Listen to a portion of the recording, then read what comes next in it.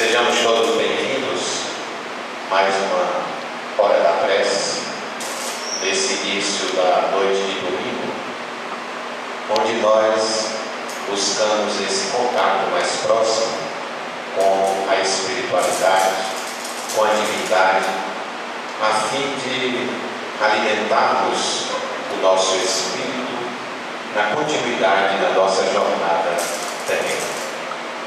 Neste quinto domingo do mês, que acontece algumas vezes durante o ano, nós temos um formato diferente na nossa hora da prece. O grupo musical Francisco de Assis, que está aqui todos os domingos, cede o seu lugar ao nosso grupo musical Filho de Assis, que são as nossas crianças da evangelização infantil, que estão também fazendo esse ensaio, toda essa preparação para participar da hora da prece e de outros momentos, durante a própria evangelização e outros eventos que nós já tivemos aqui. E isso é muito importante, é motivo de alegria, de satisfação para todos nós termos um grupo formado já por jovens e adultos, inclusive com CD gravado e um próximo CD em processo de preparação e de gravação em breve.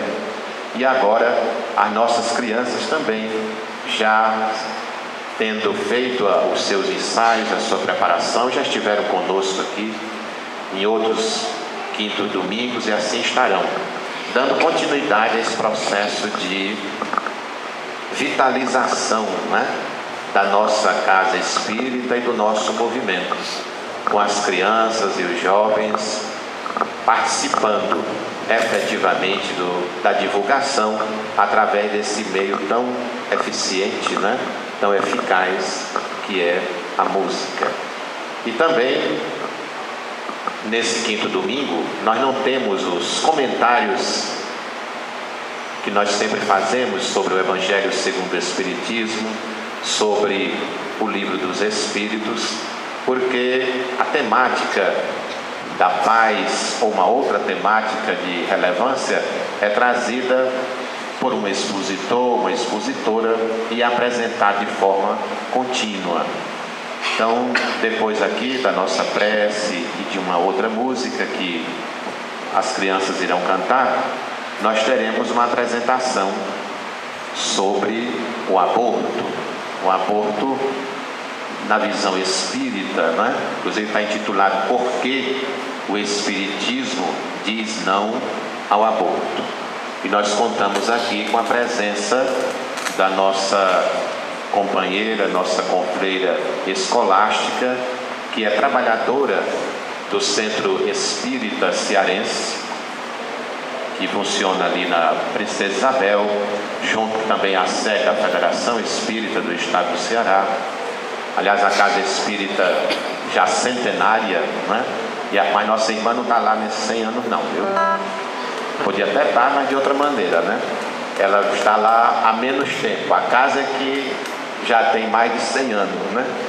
Como a nossa também está no 72º ano. E ela então muito gentilmente veio estar conosco aqui neste domingo para trazer na sua compreensão, explicando para nós por que a doutrina espírita diz não ao aborto e participa inclusive desses movimentos, né, sociais contrários à aprovação das leis que querem regularizar essa prática em nosso país. Então vamos elevar o nosso pensamento, mantendo essa sintonia com o alto. Senhor, agradecemos a oportunidade de nos encontrarmos aqui, nestas vibrações harmoniosas, participando de mais um encontro da hora da prece, buscando esse contato com os mensageiros da luz e da paz, nossos benfeitores espirituais, que vêm nos amparar e nos auxiliar. Que nós consigamos, Senhor, compreender as lições do Teu Evangelho, a mensagem da doutrina espírita de forma correta e principalmente colocá-la na prática da nossa vida. Que essas nossas vibrações e preces da noite de hoje, Senhor, sejam convertidas em refrigério, em alívio, em bálsamos salutares para nós mesmos e principalmente para aqueles que sofrem, que padecem mais do que nós e que estão aqui conosco, encarnados, ou estão aqui desencarnados nessa confraternização, precisando também deste apoio, ou se encontram distantes, espalhados por nossa cidade, por nosso país e pelo mundo inteiro. São pessoas que estão sofrendo aqui ou alhures as dores do corpo, as dores psicológicas, emocionais, físicas, como também as morais e espirituais, e necessitam de alívio. São desconhecidos nossos, mas também aqueles outros que nós conhecemos e amamos, e nós nos lembramos deles agora, nossos familiares, nossos amigos, aqueles por quem temos a intenção de orar e vibrar, estão em nossa lembrança neste momento, estão com seus nomes escritos em nosso caderno de vibrações. Que cada um, Senhor, na medida da sua necessidade, do seu merecimento, possa sentir nesta noite um alívio da sua dor, até mesmo encontrar o caminho para a cura dos seus males, se for possível, ainda nesta vida. Se não, no mínimo, perceber que é possível superar. Adquirir paciência para continuar, resignar-se com aquilo que não puder ser mudado, mas sabendo que de qualquer forma a vida continua sempre. Que Deus abençoe, proteja e guarde a cada um deles e a cada um de nós. O Senhor balsamize, envolva, fortaleça, ilumine e conceda a sua paz nesta noite e sempre. Assim seja. Vamos cantar.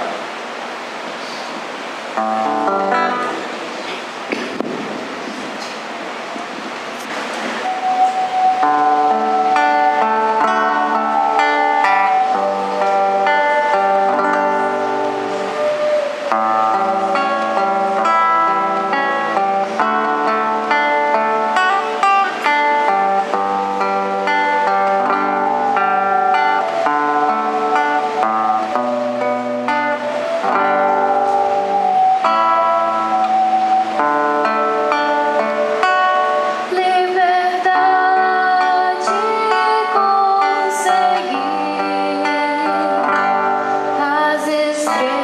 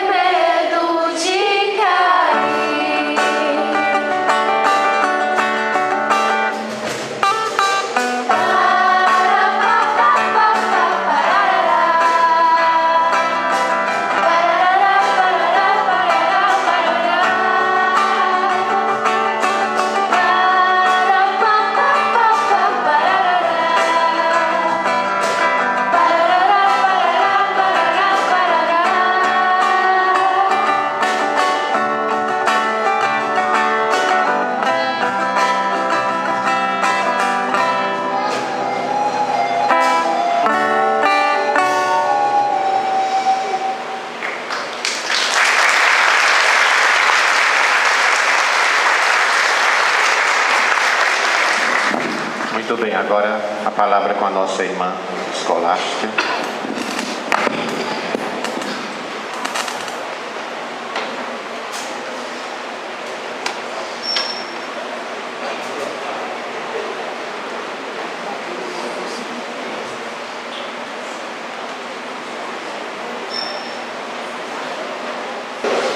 É com imensa alegria que eu venho para essa casa falar sobre um tema tão importante para toda a humanidade e em particular para nós que caminhamos na doutrina espírita, não é?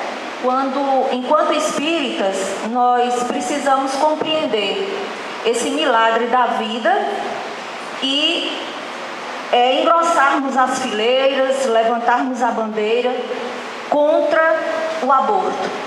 Então, para isso é necessário o conhecimento, o saber, que através da ciência, através da biologia, através da medicina, os espíritos, Deus, já permitiu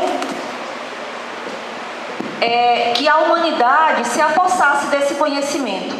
Então é muito importante estarmos confiantes, termos cada um de nós esse conhecimento no seu maior domínio, para assim nós termos argumentos fortes e neutralizarmos ou eliminarmos a ideia de legalização do aborto. E nesse momento no nosso país, e aí é do conhecimento de vocês, através da imprensa, através da mídia, não é? Que são muitos os protocolos, os processos, dando encaminhamento a essa legalização, e sempre que vem à tona, essa humanidade mais consciente, mais ciente de que precisamos defender a vida como um direito de cada um, mas também como um dom de Deus, a gente consegue, mais uma vez, fazer com que esse material volte para as gavetas, não é? Então, quanto mais a gente tomar conhecimento e se orientar quanto a esse tema, mais forte vai ser a nossa fala e o nosso movimento contra essa ideia, em prol do aborto, tá? Então, o nosso tema, por que o Espiritismo diz não ao aborto? E eu gostaria de começar o tema trazendo uma reflexão com vocês. Eu tenho formação em enfermagem, eu sou enfermeira, e eu tenho a oportunidade de estar sempre com mulheres em pós-abortamento. O abortamento que decorreu de uma situação natural do seu organismo, ou de um abortamento que foi induzido, foi provocado, ou foi por vontade da própria mulher. E os argumentos que a gente escuta dessas mulheres, em geral, são os mais banais, né? Por que você cometeu o aborto? Por que você provocou o aborto? Porque eu imaginava não ter condições de criá-lo, de sustentá-lo, de dar o alimento, de dar a escola. Porque eu me desempreguei. Porque o meu relacionamento com o companheiro se desfez. Ou porque esse companheiro se desempregou. Então, a gente observa que são motivos passageiros, transitórios, e que não justificaria aquele aborto. E aí é exatamente essa reflexão que eu quero iniciar com vocês. Então, olha só. Eu vou apresentar para vocês esses 5 casos de gravidez que aconteceram. E aí, vocês não precisam responder em voz alta, mas responde para a sua consciência e para o seu coração. Diante de uma situação como uma dessas 5, você defenderia o direito dessa mãe a abortar ou não? Faz essa resposta e deixa ela contigo, tá bem? Então, a primeira situação, gente, foi essa aqui, ó. De um pai que é asmático, a mãe está com tuberculose, tem 4 filhos, o primeiro filho dela é cego. O segundo é surdo. O terceiro morreu. E o quarto tem tuberculose. E a mãe está novamente grávida.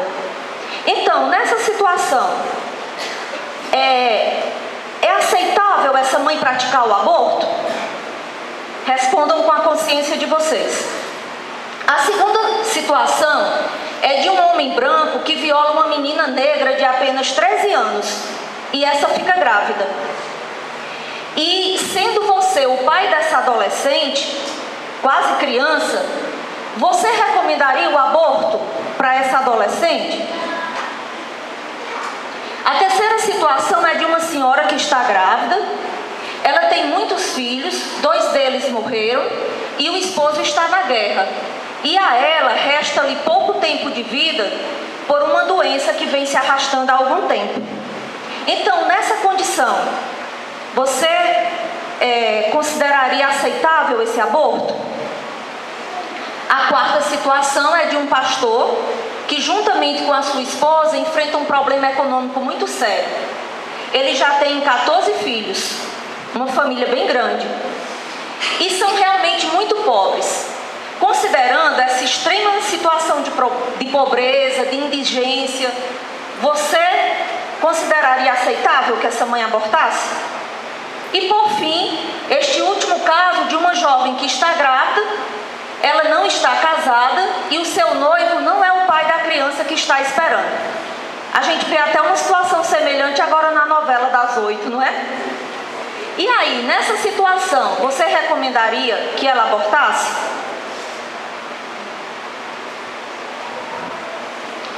Se você respondeu sim para alguma dessas situações apresentadas, veja agora, depois dessa exposição, se você mudaria de ideia em alguns dos casos que a gente mostrou. Tá bem? Então, no primeiro caso, foi do pai asmático, a mãe com tuberculose, onde tinha um filho cego, um filho surdo, um que morreu e outro que também estava com tuberculose. E a mãe novamente estava grávida. Se você disse sim ao aborto dessa mãe, você teria ajudado a matar um dos músicos mais brilhantes do universo, que é Beethoven. Essa é a história de vida de Beethoven. Então eu fico lembrando daquelas mães que dizem para mim: eu abortei porque o meu marido se desempregou. Então, que ser viria através daquela mãe que ela interrompeu aquela oportunidade daquele ser ter vindo, né? Ter nascido. No segundo caso, gente, é de um homem branco que violou a menina negra de 13 anos e que ela ficou grávida. Se você indicou o aborto para essa adolescente, você teria ajudado a matar uma das cantoras negras mais famosas do mundo, que é a Ethel Waters. No terceiro caso, que é da senhora que está grávida, que tem muitos filhos, que 2 deles morreram, o seu esposo estava na guerra, né? E lhe restava pouco tempo de vida. Nesse caso, você teria ajudado a matar um homem que foi enviado por Deus para atuar na história da humanidade. Essa é a história de João Paulo II. No quarto caso, é do pastor que está vivendo uma situação de extrema pobreza com a sua família muito grande, de 14 filhos. Nesse caso, você teria ajudado a matar um dos grandes pregadores do século passado, que foi o John Wesley. E finalmente, o caso bem difícil, que é da jovem que está grávida e o seu noivo não é o pai da criança. Então imagine isso na nossa sociedade hoje, né? Quanto preconceito, quantos rumores em torno disso. Nesse caso, você estaria ajudando a matar, você teria ajudado a matar o próprio Cristo. Essa foi a história de Jesus de Nazaré. Então, gente, eu trago essa reflexão para nós entendermos que nós não somos donos da verdade, né? Das histórias de vida de cada ser carnal, de cada ser enquanto espírito. Nós não somos donos dessa grandeza, dessa engenharia divina. Então só a Deus compete dar a vida e tirar a vida. Então, quando as mães trazem para nós essas situações transitórias, passageiras, porque abortam, lembremos desses cinco espíritos tão iluminados que vieram por situações tão difíceis, porque as suas mães, apesar de toda dificuldade, foram fortes e foram capazes de dizer sim à vida desses filhos, à vida desses espíritos que eles foram confiados. Tá bem? A gente passa agora a mostrar para vocês o início da vida humana de acordo com a ciência terrena. Isso já está bem explicado, conforme eu falei no início da minha fala. Nesse primeiro quadro, a gente observa a parte do aparelho reprodutor feminino. Seria dentro do corpo da mulher, como é que funciona para gerar a vida. Então a gente sabe que a mulher tem o útero, onde o bebê se desenvolve, ela tem 2 ovários, onde são produzidos as células femininas responsáveis pela gravidez, e ela tem 2 trompas. Então todo mês, gente, o ovário ele começa a amadurecer uma só célula feminina, que é o que vai se juntar à célula masculina para gerar o corpo, para gerar o futuro ser, né? Quando essa célula amadurece, ela é jogada para a trompa e fica ali na trompa aguardando a célula masculina para se encontrar, para fecundar e ali o bebê ser gerado. Então, imaginemos que aqui a mulher ovulou, amadureceu a sua semente, colocou na trompa e houve o ato sexual. Os espermatozoides foram colocados no corpo da mulher. Esses espermatozoides sobem pelo corpo do útero, ganham a trompa e vão agora tentar entrar nessa célula feminina. E no momento que uma só célula masculina entra aí nesse óvulo, ele se fecha, nenhum outro espermatozoide entra e ali formou-se uma nova vida, um novo corpo. Então, tá aqui, olha, quando se formam as 2 células, elas vão se multiplicando. Vejam que é numa velocidade espetacular que essas células se multiplicam. Quando chegam 4 dias após da fecundação dentro do útero, já ganha esse nome de blastócito e vejam o emaranhado de células que já se multiplicaram a partir daquelas 2 primeiras células iniciais. Chegando aqui no auditório, uma das colegas comentou assim comigo: Escolástica, é tanta coisa que acontece invisível aos nossos olhos. Essa maravilha da vida é uma delas, não é? Tudo está ali acontecendo dentro do nosso corpo e o nosso olho não percebe. E aí eu respondia para ela: é assim mesmo. Um vírus, uma bactéria que também nós não vemos, é capaz de nos destruir em poucas horas, não é? Então, é assim que acontece esse fenômeno da vida. O início da vida humana, gente, para a doutrina espírita, também está claramente definida, que seria a ocasião em que o espírito se liga àquele emaranhado de células, se liga àquele ovo fecundado. Então, como é que a doutrina espírita traz isso? A doutrina espírita mostra, e aí eu vou mostrar para vocês no slide seguinte, que isso foi ditado pelos espíritos quando da codificação da doutrina por Allan Kardec. Os espíritos escrevem através de Allan Kardec que a fecundação ela se inicia, a ligação do espírito ao corpo se inicia no momento da fecundação. Então, quando uma mulher vai engravidar, bem antes, a espiritualidade já planejou, já foi tomada a decisão de qual espírito vai se ligar àquele corpo. E isso acontece no momento da fecundação. A partir daí, o espírito vai se ligar a esse corpo que foi gerado, célula a célula, durante os 9 meses. Durante os 9 meses. Através de um cordão fluídico, que vocês podem ver na imagem, a gente tentando ilustrar. Esse cordão vai ficando cada vez mais forte durante esses 9 meses, porque mais células vão se formando e o perispírito vai aderindo cada vez mais a essas células e finalmente essa aproximação se conclui com o nascimento da criança aos 9 meses.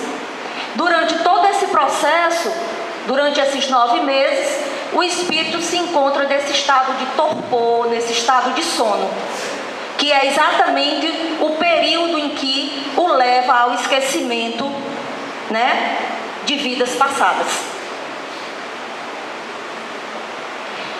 Em que consiste o aborto à luz da ciência? Essa slide, ele mostra para nós o desenvolvimento da criança de 8 semanas até 40 semanas. 40 semanas é exatamente 9 meses, é quando a criança está pronta para nascer. Por que eu trouxe esse slide para nós? Porque o aborto, gente, ele é praticado, a grande maioria das vezes aqui, ó, onde aquela setinha vermelha está apontando, entre 8 e 12 semanas de grávida. E o que os profissionais da saúde, em geral, também não com uma consciência tão robusta sobre a seriedade que é a prática do aborto induzida, coloca para as mulheres, suas clientes, que o aborto nada mais é do que perder algumas colheres de sangue. O aborto no início da gravidez não tem nenhum problema, é perder algumas colheres de sangue. Então, gente, isso é uma falsa informação, não é? Vocês viram que quando a gravidez acontece na trompa, quando ela chega no útero, que se implanta, já é um volume imenso de células em funcionamento. Aqui mostrando, ó, com 8 semanas, aquele emaranhado de células já tem a forma de um corpo humano. Com 12 semanas, já tem batimentos cardíacos. Com 8 semanas. Com 12 semanas, olha a evolução. E aí vai caminhando até o seu desenvolvimento completo, até o final da gravidez.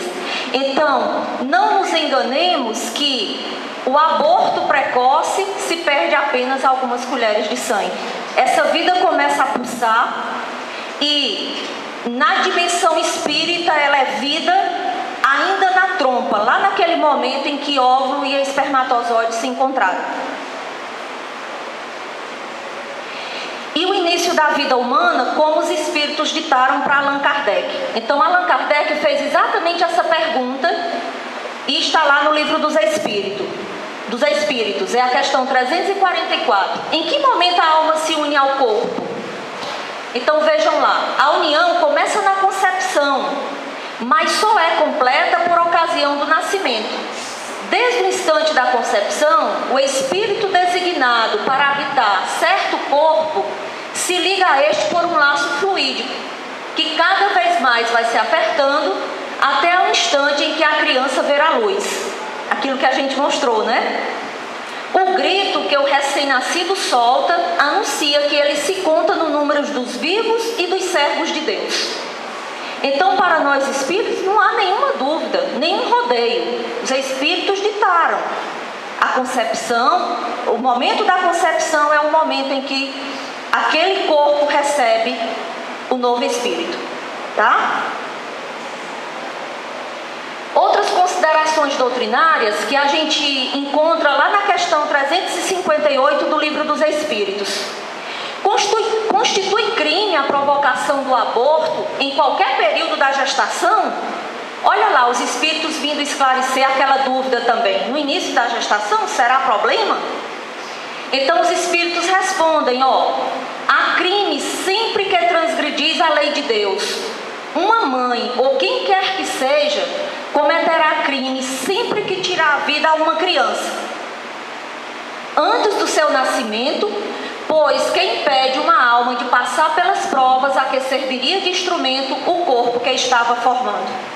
Então, gente, para nós que acreditamos no componente espiritual da vida, não é a importância daquelas células que vão se degenerar e que vão ser expulsas do corpo feminino, mas é essa oportunidade que é tirada daquele espírito receber, ganhar aquela nova encarnação.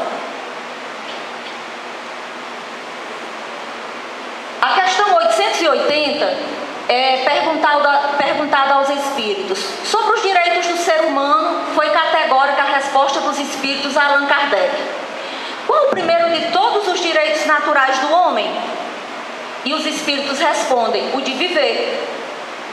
Então, se é o direito de viver, por isso é que ninguém tem o direito de atentar contra a vida de seu semelhante, nem de fazer o que quer que possa comprometer a existência corporal. E aí aqui a gente abre um parêntese, né? Não é só tirar a vida por ocasião do aborto, mas tirar a vida nessa matança desenfreada que a humanidade hoje passa por esse turbilhão, né? De desvalorização da vida, de matar o ser. E o aborto terapêutico? Será que esse a doutrina espírita aprova, aceita? Aquele aborto em que evitaria a morte da mãe, por exemplo. Então vamos ver. Na questão 358 diz o seguinte: olha, dado o caso que o nascimento da criança pusesse em perigo a vida da mãe, haverá crime em sacrificar-se a primeira para salvar a segunda? Então, há situação em que é preciso escolher. E agora? A gente fica com a mãe ou fica com a criança? E aí os espíritos respondem, preferível é se sacrifique o ser que ainda não existe a sacrificar-se o que já existe. Então eles indicam que é favorável defender a vida materna. Só, gente, que nos dias atuais, pelo avanço da medicina, pelo avanço da ciência, praticamente essa situação, ela já deixa de existir. Ela já deixa de existir. Inclusive está aqui no slide, né? Com o avanço da ciência, cada vez mais escassa a indicação desse tipo de aborto. É sempre uma situação de prova e resgate para pais e filhos. Sempre que isso tiver que acontecer, é preciso que a família, é preciso que nós entendamos que certamente ali está ligado um espírito que tem um resgate muito forte com aquela mãe, com aquele pai, com aquela família. Mas entendamos nós que pelo avanço da ciência, essa situação já praticamente não existe mais. Tá bem? O aborto por estupro e escolástica, eu acho que por uma violência dessa, a doutrina espírita diria sim, os espíritos diriam sim ao aborto. Veremos. No estupro, gente, agressor e vítima podem não ter se encontrado por mera coincidência, mas por uma sintonia de vibrações. Essa é uma situação que a gente precisa pensar. Depois, a fatalidade, o que para nós a gente poderia achar que é uma fatalidade, ela pode ser, na verdade, uma predisposição. Ou seja, o reencarnante muitas vezes é obsessor da vítima e está ligado a ela por uma forte atração magnética. Tá? E, havendo a agressão e a condição física predisponente, o plano espiritual aproveita a oportunidade para adormecer o espírito e colocá-lo em condição de filho daquela que odiava.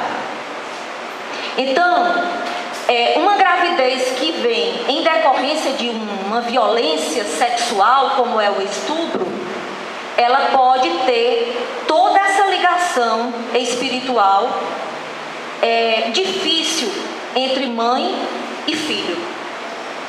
E nessa mensagem eu trago esse pequeno pensamento de Chico Xavier.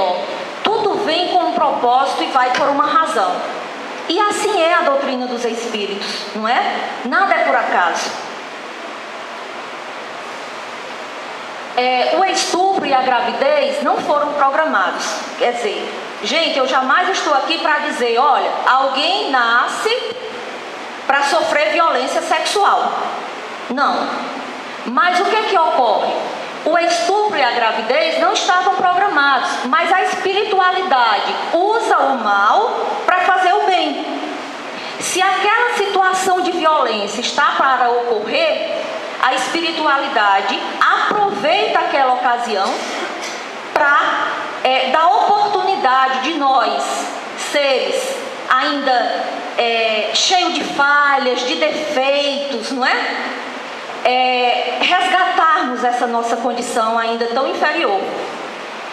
Então, entendendo que a gestação decorrente do estupro é uma oportunidade para espíritos, para que espíritos entrem em sintonia, abortar é, além de uma agressão, uma anulação dessa oportunidade de perdão mútuo entre mãe e filho. E, nestes casos, deve-se considerar ainda os familiares que estão assumindo, que estão vivenciando essa situação.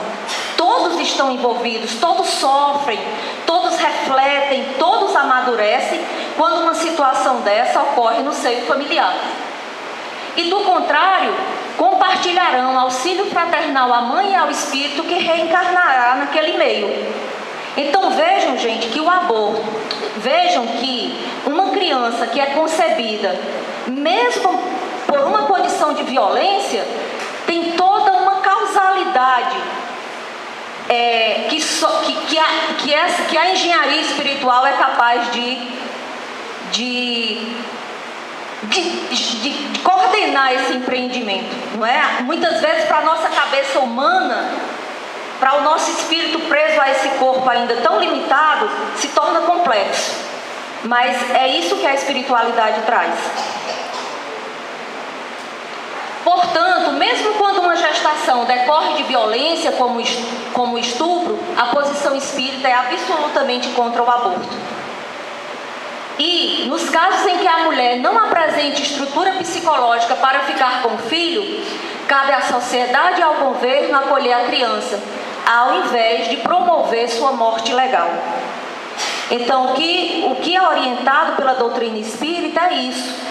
Se mesmo a mãe queira recusar aquele filho, porque para ela vai ser uma lembrança constante daquela violência que ela sofreu, pois que familiares, que o próprio governo, que a sociedade em geral, tem amparo para esse ser. E diz mais, gente, onde essa estrelinha está piscando, ó, que ela pisque lá na nossa consciência. O direito à vida está naturalmente acima do ilusório conforto psicológico de uma mulher que, mesmo tendo sofrido uma violência, não seja forte ou não tenha a decisão necessária para acolher esse espírito em seu ventre materno. Tá? O aborto eugênico ou piedoso, gente. Que tipo de aborto seria esse? Seria aquele aborto em que a medicina precocemente, com o bebê ainda no útero materno, através de exames sofisticados, como de ultrassonografia, já é indicado, já é diagnosticado que aquela criança vai nascer com sequelas, vai nascer com problemas, vai nascer com deficiência física ou mental. E aí, sobre isso, Allan Kardec também perguntou aos espíritos, na questão 372, que objetivo visa a providência divina, criando seres desgraçados como os cretinos e idiotas, que seriam defeitos físicos, morais, mentais? Qual seria o objetivo da providência divina em trazer seres dessa natureza? E os espíritos respondem sabiamente: os que habitam corpos de idiotas são espíritos sujeitos a uma punição. Sofrem por efeito do constrangimento que experimentam e da impossibilidade em que estão de se manifestarem mediante órgãos não desenvolvidos ou desmantelados. Então, gente, o espírito, ele vai ter o corpo que merece, de acordo com o seu planejamento reencarnatório. Esse plano reencarnatório, esse planejamento reencarnatório, ele é feito na espiritualidade, e a partir disso é que a própria espiritualidade já começa a arquitetar o tipo de corpo que aquele espírito precisa. Então, é aí onde está o objetivo da providência divina. É dar oportunidade a esses espíritos de resgatarem as suas dívidas de vidas pretéritas. Tá? Aqui a gente traz o caso da Vitória de Cristo. É uma criança que tem esse nome, que tem 2 anos e meio. É filha de pais católicos. Foi diagnosticado que ela era anencéfala, ainda no útero da mãe, mas o casal optou por deixar a Vitória de Cristo nascer. E desafiando a medicina, a ciência, a Vitória de Cristo, apesar de toda a sua limitação, de todo o seu defeito físico, ela já chega a 2 anos e meio. Mesmo o feto sendo portador de lesões graves e irreversíveis, sejam elas físicas ou mentais, este é o corpo que o espírito necessita para a sua evolução. Pois que somente nessa experiência reencarnatória ele terá condições de reorganizar sua estrutura desequilibrada por ações que praticou em desacordo com a lei divina. Então nós precisamos desses corpos defeituosos para a nossa evolução. Dá-se também que ele renasce em um lar cujos pais estão comprometidos com o problema e precisam igualmente passar por essa experiência reeducativa. Então esse ser, ele vai nascer na família certa, com pais que também precisam passar por aquela experiência de acolhimento, de amor, de entrega, que talvez não tenham vivenciado isso em experiências outras, e é colocado nessa sintonia com esses espíritos. O aborto econômico, gente, é exatamente aquilo que eu escuto das mulheres. Ah, porque sou pobre, ah, porque meu marido ficou desempregado. Vai faltar alimento para essa criança. Também foi uma questão levantada por Allan Kardec. Indo sempre a população na progressão crescente que vemos, chegará o tempo em que seja excessiva na Terra? E os espíritos respondem: não, Deus a isso provê e mantém sempre o equilíbrio. Ele coisa alguma inútil faz. O homem que apenas vê um canto do quadro da natureza não pode julgar a harmonia do conjunto. Então Deus deu essa certeza, deu essa segurança para a humanidade. Isso não faltaria. Ah, Escolástica, mas a gente vê uma desigualdade tão grande. Há regiões tão pobres, falta alimento para alguns, sim. Isso por conta do nosso egoísmo, da concentração de riqueza nas mãos de tão poucos e deixando faltar nas mãos de uma grande maioria. E no Evangelho segundo o Espiritismo, lá no capítulo 25, a gente encontra essa descrição de Allan Kardec, ainda sobre esse aspecto. A terra produzirá o suficiente para alimentar a todos os seus habitantes, quando os homens souberem administrar segundo as leis de justiça, de caridade e de amor ao próximo os bens que ela dá. Então, gente, olha a clareza dessa descrição de Allan Kardec. Se temos fome, se falta para muitos, é porque nós homens ainda não desenvolvemos a nossa inteligência a ponto de administrar esses bens que a terra oferece para todos com justiça, com caridade e com amor ao próximo. Um dia chegaremos lá. E chegaremos lá quando a fraternidade reinar entre os povos, como entre as províncias de um mesmo império. O momentâneo supérfluo de um suprirá a momentânea insuficiência de outro, e cada um terá o necessário. Inclusive, ele deixa essa previsão. Nós vamos chegar lá sim, e para cada um será dado o necessário. Então a gente vai viver numa situação de muita felicidade, onde não vai faltar para ninguém e onde a gente vai viver em plena caridade, em pleno amor ao próximo. E aqui estão as crianças pedindo respeito à vida e dizendo que aborto não. Gente, e aí? Quais são as consequências consequências do aborto provocado, para nós enquanto espíritos, eu acho que é um dos momentos mais importantes dessa nossa reflexão. Vejam só, após o aborto, aquele espírito que foi rejeitado, ele pode voltar-se contra a mãe ou contra os demais envolvidos no aborto, que pode ser a família, o esposo, aquele profissional ou uma pessoa prática que provocou o aborto. Isso pode ocorrer. E mais, sobre isso, Emmanuel afirma, olha, breve meditação em torno do aborto delituoso permite reconhecermos nele um dos fornecedores das moléstias de etiologia obscura e das obsessões catalogáveis na patologia da mente, ocupando vastos departamentos de hospitais e prisões. Então, Emmanuel, ele reforça isso. Realmente, um espírito que foi rejeitado através do aborto, ele pode provocar obsessão em todos esses envolvidos com a prática. Então, Emmanuel traz que são verdadeiros departamentos, hospitais, prisões de pessoas que sofreram obsessão, que sofreram esse magnetismo destruidor do ser que foi abortado. Isso pode ocorrer, mas nem sempre é isso que ocorre. Isso vai depender da evolução do espírito que foi abortado. Então, lesões, com relação à mãe, lesões físicas podem surgir precocemente, como perfuração uterina, perfuração do intestino, embolia pulmonar, infecções, hemorragias. Muitas vezes, gente, a mãe morre imediatamente no processo do abortamento provocado, por essas causas que vocês estão vendo. Alterações psicológicas também variam muito, vai desde simples tristeza, arrependimento, sentimento de culpa, a depressões leves, depressões moderadas e depressões mais severas dessas mães que provocaram o aborto. E tardiamente, conforme o grau de responsabilidade, manifestam-se os casos de infertilidade. Então são fileiras de homens e mulheres inférteis, desejosos de exercer a paternidade e a maternidade, mas essa condição não lhe foi dada por erros de vidas passadas. Então pode ser uma forma de resgate isso, tá?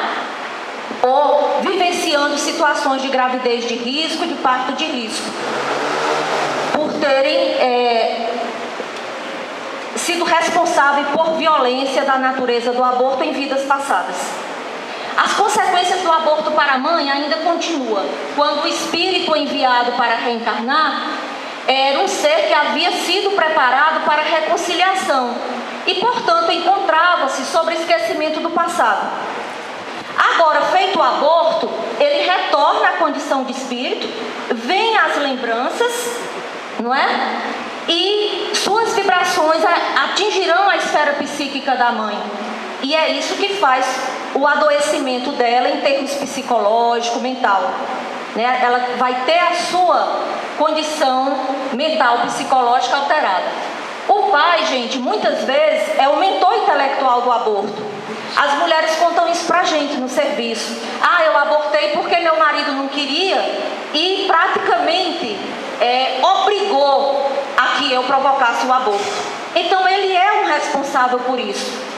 E o seu desequilíbrio imediato seria no centro de força coronário e no centro genésico, predispondo também à infertilidade.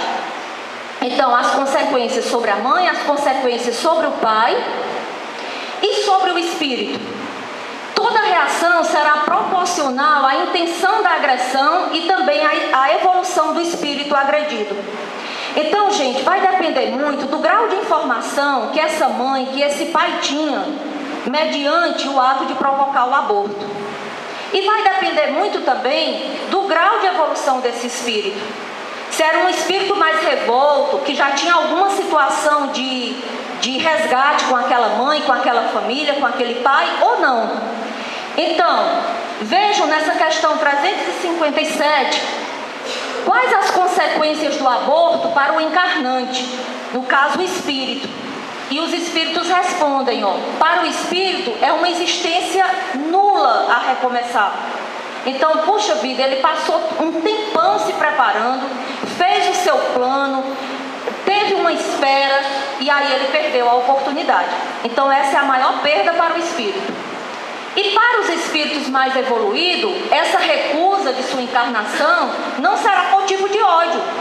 A gente também pode ter casos, situações de abortamentos em que não houve obsessão. Olha o que é que o espírito vai fazer. Este continuará provavelmente vibrando por aquele lar na espiritualidade, aguardando uma nova oportunidade de ser auxiliado e de ter a sua oportunidade de encarnação. Tá? Então isso é muito importante.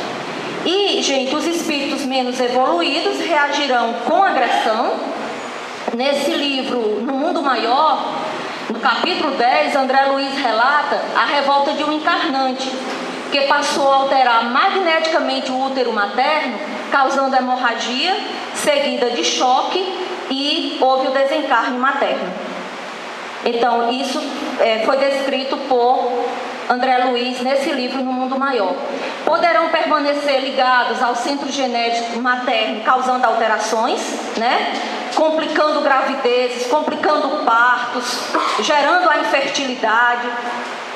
E a ligação pode ser ainda no centro esplênico, sugando as energias vitais da mãe, né? Naquela relação que vai além da obsessão. É o que os espíritos chamam de vampirismo.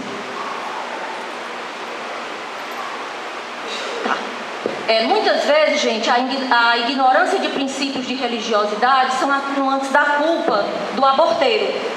Então, ele acha que é perder algumas colheres de sangue, ele não tem uma compreensão, uma consciência sobre o componente espiritual da existência. E aí, por toda essa ignorância, por toda essa desinformação, essa situação dele pode ser atenuada. E esse fato, no entanto, não exime da culpa, não é? De realizar o aborto e das suas consequências. Todos os nossos atos, nós vamos ter que resgatá-los. Agora, de uma forma mais leve ou não. Eu vou só avançar aqui um pouquinho, gente, por conta do tempo, e vou passar para esse slide seguinte, que é a grande, assim, numa linguagem mais jovem, a grande sacada que o Espiritismo Consolador traz para nós. Quando a gente começa a se ver culpado, puxa, isso tudo e agora? Eu me ferrei. Aí vem a doutrina espírita consoladora que diz: ante a queda moral pela prática do aborto, não se busca condenar ninguém. Ninguém precisa sair desse auditório com sentimento de culpa, com sentimento de condenação por conta da nossa fala. Como asseverou Jesus: eu também não te condeno, vai e não tornes a pecar. O que se pretende é evitar a execução de um erro grave, de consequências nefastas, tanto individual quanto social, bem como a sua legalização, que geraria uma situação de dívida coletiva para a humanidade. É fundamental, gente, no resgate, abandonar o remorso imobilizador e a culpa autodestrutiva. Quando nós erramos, o que a espiritualidade fala para nós é que levantemos a cabeça e vamos em frente. Porque parar, se culpar, se engessar, a gente vai perder a oportunidade daquela existência. Então é isso que a gente precisa fazer. É preciso transformar essa experiência do aborto em algo produtivo, como é o amor e a caridade, a melhor forma de crescer em créditos espirituais. E como está lá na primeira epístola, né? O amor cobre a multidão de pecado. Já nos ensina o apóstolo Pedro. Ao desencarnar, a mulher terá alterações energéticas no perispírito que só serão eliminadas na reencarnação seguinte, através de expiação, prova e reparação. Fazer o bem àquele que foi prejudicado. Mas está aí toda a nossa condição de evolução. E para evitar o aborto, gente, eu queria só... já é o penúltimo slide, tá? Para evitar o aborto, eu queria deixar só essa reflexão que eu fico imaginando. Eu estava comentando aqui com o Emerson que eu estou no maternalzinho na doutrina espírita. Eu tenho 1 ano e meio de doutrina espírita, mas ela chegou para mim assim com uma grandeza. Eu tenho uma prece tão grande de me aprofundar nessa doutrina, porque ela me trouxe tantas respostas. Eu tirei algo que me fechava os olhos e a mente, que eu acho que nesse 1 ano e meio eu já evoluí todo o tempo que eu deixei para trás, né? Então eu fico pensando da casa espírita prevenindo o aborto nessa condição, gente. Os pais, eles podem ser preparados para exercer a paternidade e a maternidade. Por que não o encontro de casais?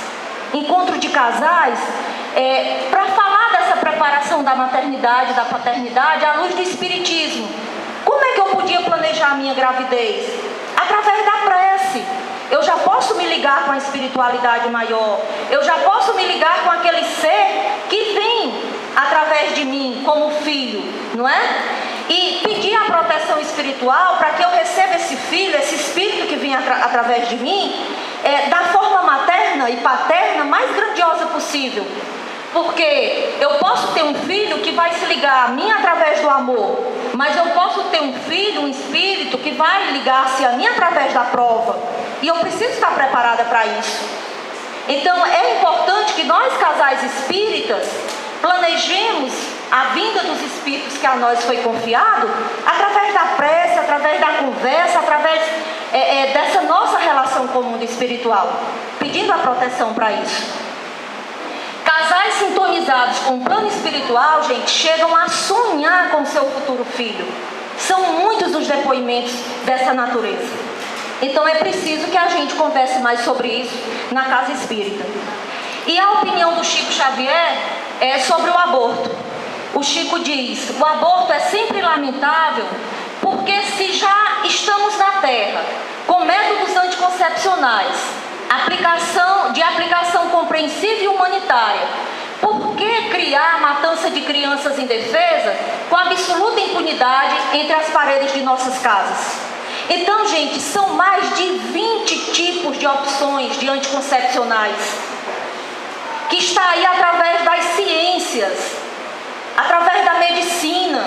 Então, por que ao invés de campanha pro aborto, não seja campanhas voltadas para dar informações aos casais, homens e mulheres, sobre como prevenir a gravidez, se estes não querem conceber, tá? E finalmente ele diz: olha, isto é um delito muito grave perante a providência divina, porque a vida não nos pertence, e sim ao poder divino.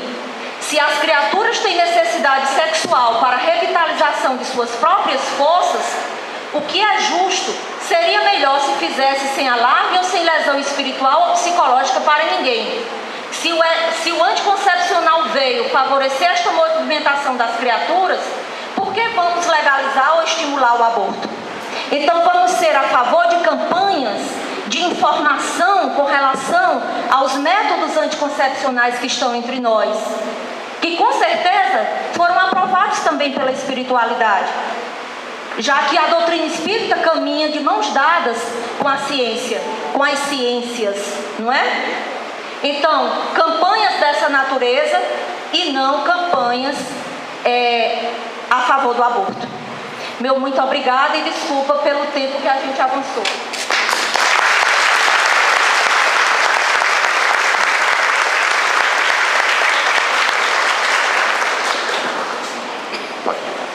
Nós agradecemos a nossa companheira escolástica pela sua exposição, pelos seus esclarecimentos que servem para a nossa reflexão. Nós estamos chegando ao final da nossa hora da prece e nós queremos aqui fazer uma divulgação muito interessante, importante. Eu falei aqui no início que o grupo musical Francisco de Assis está trabalhando.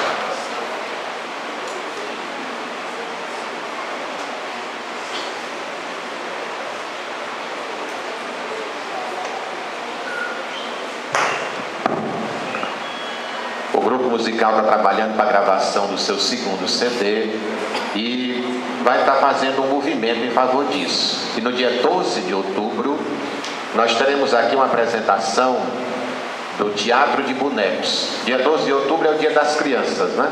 Então vai ser um momento de muita descontração, de alegria. Vocês sabem que o Teatro dos Bonecos são aqueles fantoches, né?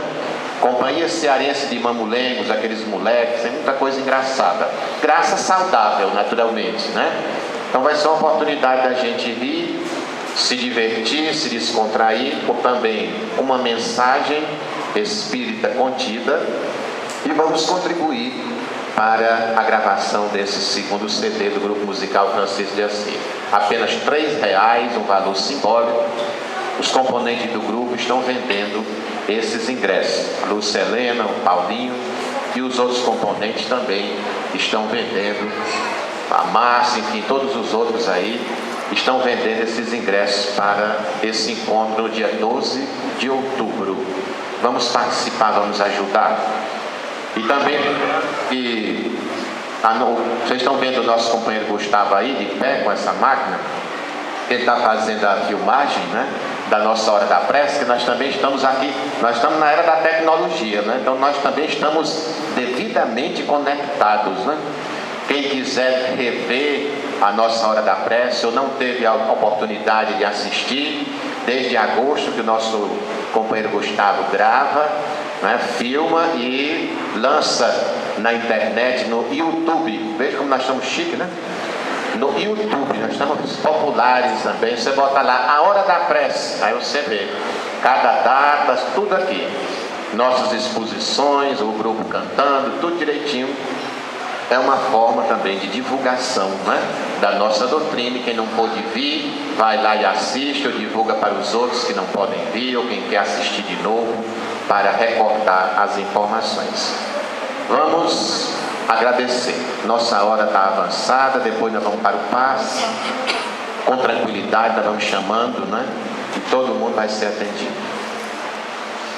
Obrigado, Senhor, por mais este encontro bendito, em que nós nos confraternizamos, aprendemos e transmitimos também as nossas energias positivas e vibrações em favor dos irmãos mais necessitados do que nós.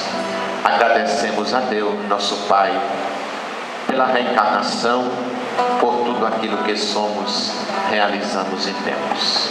Agradecemos a Jesus, nosso Senhor, pela nossa vida e por sua presença constante em nosso meio, pelo seu roteiro seguro, que é o Evangelho. Agradecemos aos nossos guardiães, benfeitores e protetores espirituais, por sua ajuda, seu socorro, sua inspiração, seu auxílio constante, principalmente nos momentos mais difíceis da nossa vida. Obrigado, irmãos, e que essas vibrações de harmonia e de paz possam permanecer conosco durante os próximos dias e se espalharem para todos aqueles que nos rodeiam. Que Deus abençoe a cada um e a cada uma. Que o Senhor proteja, acompanhe, ilumine e conceda a sua paz nesta noite e sempre. Assim seja.